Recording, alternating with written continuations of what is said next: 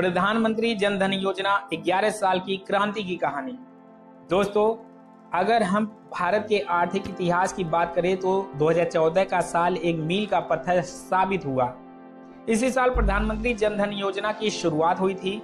इसका उद्देश्य साफ था, देश का हर नागरिक, चाहे वह गांव में रहता हो या शहर में, चाहे गरीब हो या मध्यवर्गीय, महिला हो या बुजुर्ग, सबको बैंकिंग की मुख्य धारा से जोड़ना।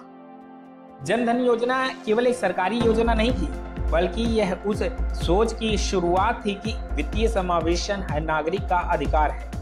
पहले अक्सर ऐसा होता था कि लाखों लोग बैंक से दूर रहते थे, उनकी बचत तक घर की तिजोरी में बंद रहती थी और किसी आपात स्थिति में उन्हें साहूकारों से ऊंचे ब्याज पर कर्ज लेना पड़ता था। लेकिन साल 2014 से लेकर 2025 तक यानी 11 वर्षों में जन धन योजना ने पूरे परिदृश्य को बदल दिया है। इस दौरान 56 करोड़ से भी अधिक बैंक खाते खोले जा चुके हैं। सोचिए, 56 करोड़, यह संख्या कई देशों की कुल आबादी से भी ज्यादा है। इन खातों में कुल जमा राशि अब लगभग 2.67 लाख करोड़ रुपए तक पहुंच चुकी है। यह केवल बैंकिंग का आंकड़ा नहीं है, बल्कि करोड़ों भारतीय परिवारों की बदली हुई आर्थिक स्थिति की कहानी है। इस योजना का सबसे बड़ा और गर्व करने योग्य पहलू यह है कि इसमें लगभग 56% खाते महिलाओं के नाम से खोले गए हैं, यानी आधे से ज्यादा लाभार्थी महिलाएं हैं। यह आंकड़ा हमें बताता है कि कैसे यह योजना सिर्फ बैंकिंग तक सीमित नहीं रही, बल्कि महिलाओं की आर्थिक भागीदारी और आत्मनिर्भरता की दिशा में एक बड़ी क्रांति साबित हुई। जब गांव की महिलाएं अपने नाम पर खाता खोलती हैं और सीधे सरकारी मदद या सब्सिडी उनके खाते में आती है, तो घर के फैसलों में उनकी भागीदारी भी बढ़ती है। अब बात करें गांव और कस्बों की, जहां पहले बैंकों तक पहुंचना भी मुश्किल था, वहां जन धन योजना ने वित्तीय समावेशन को जमीनी स्तर तक पहुंचा दिया। आंकड़े बताते हैं कि इस योजना के तहत खोले गए 67% खाते ग्रामीण और अर्ध ग्रामीण इलाके में खोले गए हैं, यानी भारत का गांव अब सीधे बैंकिंग व्यवस्था से जुड़ चुका है।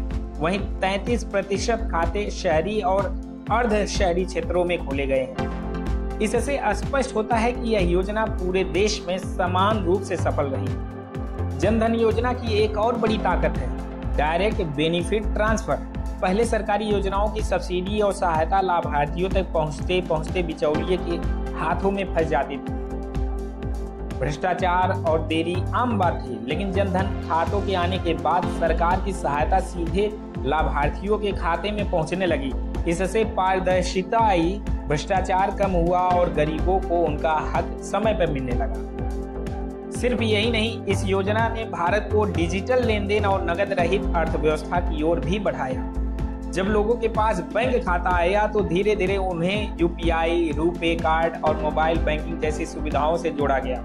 आज गांव का किसान भी अपने मोबाइल से पेमेंट करता है और डिजिटल इंडिया का हिस्सा बन चुका है। आज 11 साल बाद प्रधानमंत्री जन धन योजना सिर्फ एक वित्तीय योजना नहीं रही, बल्कि यह करोड़ों लोगों की आर्थिक आजादी की कहानी बन चुकी है। जिस वर्ग को पहले अनबैंक्ड कहा जाता था, वही आज अपने खातों में पैसों का लेन देन करता है, बीमा और पेंशन योजनाओं का लाभ लेता है और आर्थिक रूप से आत्मनिर्भर बन रहा है। जन धन योजना ने यह साबित कर दिया कि अगर सही नियत और दूरदर्शी सोच के साथ कदम उठाया जाए तो कोई भी देश आर्थिक समावेशन के क्षेत्र में विश्व रिकॉर्ड बन सकता है। यह योजना आज भारत के हर नागरिक के लिए अकाउंट की शक्ति का प्रतीक बन चुकी है।